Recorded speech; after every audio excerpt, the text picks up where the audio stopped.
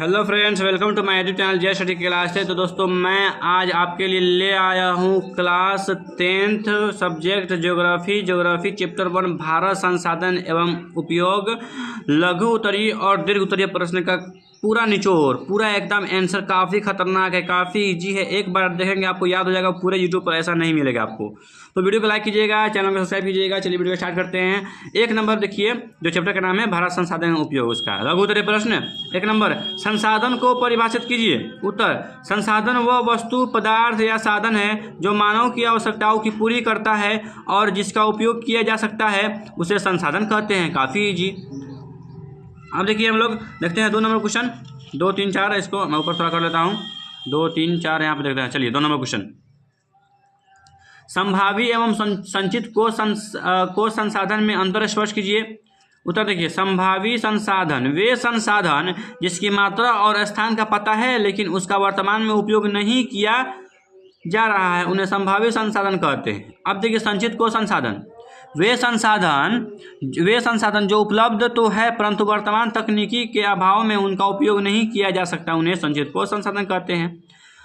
अंतर देखिए, संभावी संसाधनों का भविष्य में उपयोग किया जा सकता है जबकि संचित कोश संसाधनों का उपयोग वर्तमान तकनीक से संभव नहीं है। ये हो गया हमारा 2 नंबर क्वेश्चन का आंसर। अब देखिए 3 नंबर क्वेश्चन हम लोग देखते हैं। 3 नंबर क्वेश्चन क्या बोल रहा है। 3 नंबर, संसाधन संरक्षण की उपयोगिता को लिखिए। उत्तर देखिए, संसाधन संरक्षण की उपयोगिता निम्नलिखित है। 1 नंबर, यह प्राकृतिक संसाधनों के अनावश्यक दोहन को रोकता है।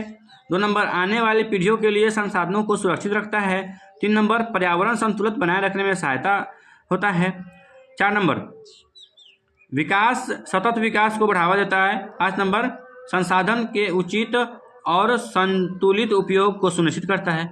अब देखिए 4 नंबर हम लोग क्वेश्चन देखेंगे। 4 नंबर प्रश्न हम लोग क्या बोल रहा है। 4 नंबर, संसाधन निर्माण में तकनीक की क्या भूमिका है, स्पष्ट कीजिए। आंसर देखिए। उत्तर, संसाधन निर्माण में तकनीक की महत्वपूर्ण भूमिका होती है। तकनीक के माध्यम से मनुष्य प्राकृतिक वस्तुओं के उपयोगी संसाधन में बदलता है।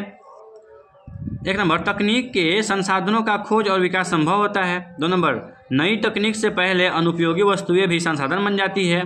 3 नंबर, उत्पादन की गति और गुणवत्ता में वृद्धि होती है।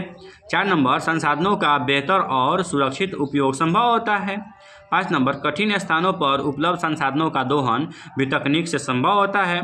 इस प्रकार तकनीक संसाधन निर्माण की मुख्य आधारशिला है। तो ये हो गया 4 नंबर क्वेश्चन। हम लोग देखेंगे 5 नंबर क्वेश्चन। थोड़ा मैं इसको कर लेता हूँ। 5 नंबर क्वेश्चन सॉरी, अब दीर्घ उत्तरीय प्रश्न है ना। यहाँ पे आपका लघु उत्तरीय उतना ही क्वेश्चन था। अब हम देखेंगे दीर्घ उत्तरीय प्रश्न क्या बोल रहा है हमारा क्वेश्चन।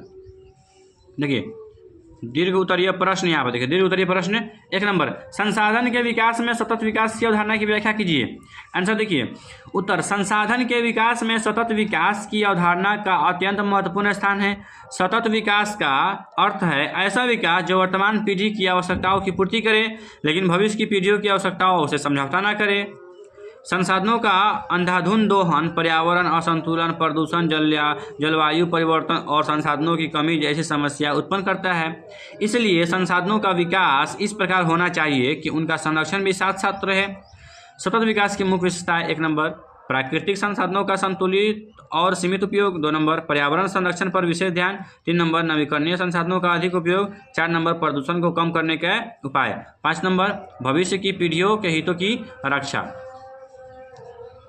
इस प्रकार संसाधनों के विकास में सतत विकास की अवधारणा आवश्यक है क्योंकि यह आर्थिक विकास और पर्यावरण संरक्षण के बीच संतुलन स्थापित करती है तथा दीर्घकालीन समृद्धि सुनिश्चित करती है।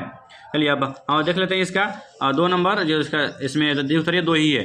तो लास्ट नंबर हम लोग देख लेते हैं क्या बोल रहा है। 2 नंबर देखिए कि स्वामित्व के आधार पर संसाधनों के विभिन्न स्वरूपों का वर्णन कीजिए। आंसर उत्तर देखिए, स्वामित्व के आधार पर संसाधनों के 4 प्रमुख वर्गों में बांटा जाता है। 1 नंबर, व्यक्तिगत संसाधन वे संसाधन जिनका स्वामित्व किसी एक व्यक्ति के पास होता है, व्यक्तिगत संसाधन कहलाते हैं, जैसे घर, खेत, बगीचा, वाहन।